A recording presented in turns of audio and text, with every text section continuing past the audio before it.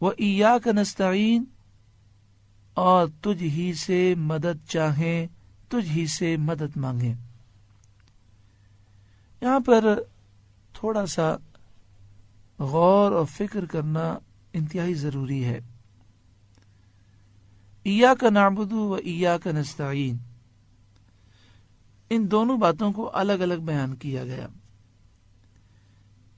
اور 2 مرتبہ ایاک آیا، ایاک نعبد و ایاک نستعین۔ یہ 2 مرتبہ ایاک جو لایا گیا، اس سے دونوں کا حکم الگ الگ بیان ہوا۔ ایاک نعبد، اے اللہ ہم صرف تیری ہی عبادت کریں، اللہ کے سوا کسی اور کی عبادت پوجا نہیں ہو سکتی۔ جو اللہ کے سوا کسی اور کی عبادت کرے، پوجا کرے، وہ کافر ہے، مشرک ہے، جہنمی ہے، اپنے آپ کو برباد کرنے والا ہے۔ اللہ وحدہ لا شریک ہے، اللہ کے سوا کوئی الہ نہیں، خدا نہیں، معبود نہیں۔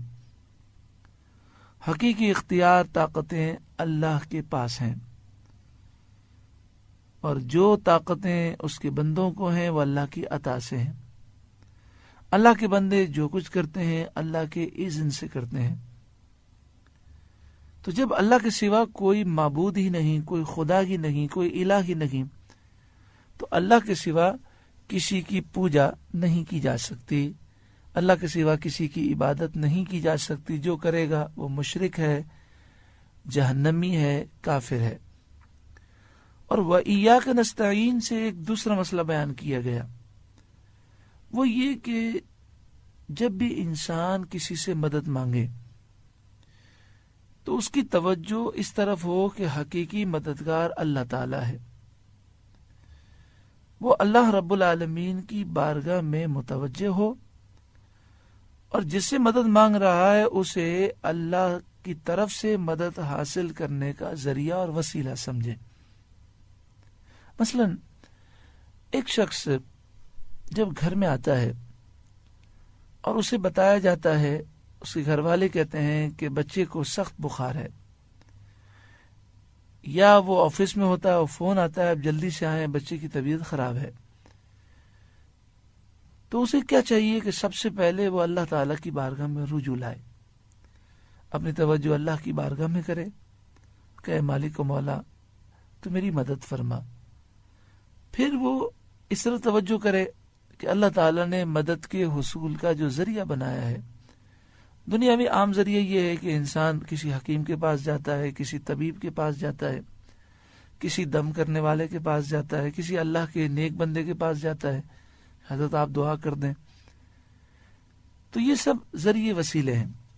ہمارے یہاں پر ہوتا ہی ہے کہ اگر بچہ بیمار ہو تو ہم پہلے توجہ کرتے ہیں ڈاکٹر کی طرف، فوراً ذہن جاتا ہے کون سا اچھا ہاسپٹل ہے، کون سا ڈاکٹر ہمیں دیکھنا چاہیے، کہاں لے جانا چاہیے۔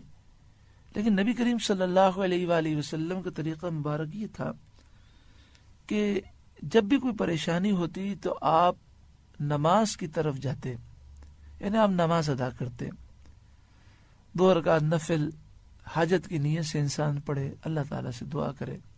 اگر جلدی ہے تو ایسے ہی دعا کر لے، دل میں بھی دعا کی جا سکتی ہے۔ جب اللہ تعالیٰ سے وہ دعا کرے گا اور جب اس کا عقیدہ یہ ہے ساری مخلوق ذریعہ اور وسیلہ ہے، واسطہ ہے، حقیقی مددگار اللہ تعالیٰ ہے، تو اسے جو بھی مدد پہنچے گی در حقیقت وہ اللہ ہی سے مدد مانگنے والا ہے۔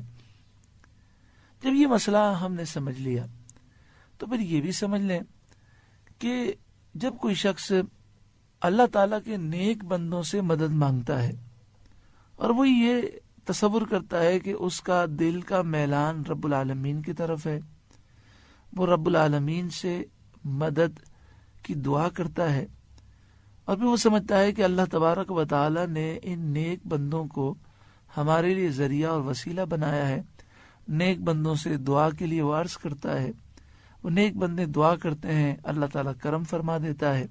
تو اس طرح مدد مانگنے میں کوئی حرج نہیں ہے۔ وصال سے پہلے بھی مدد مانگی جا سکتی ہے، وصال کے بعد بھی مانگی جا سکتی ہے، کسی اللہ کے نیک بندے کی قبر پر حاضر ہو کر بھی مدد کا سوال کیا جا سکتا ہے، اور دور سے بھی مدد کے لیے عرض کیا جا سکتا ہے، کیونکہ قرآن و حدیث سے یہ بات ثابت ہے کہ اللہ تعالیٰ نے نیک بندوں کو بہت زیادہ اختیارات دیے ہیں۔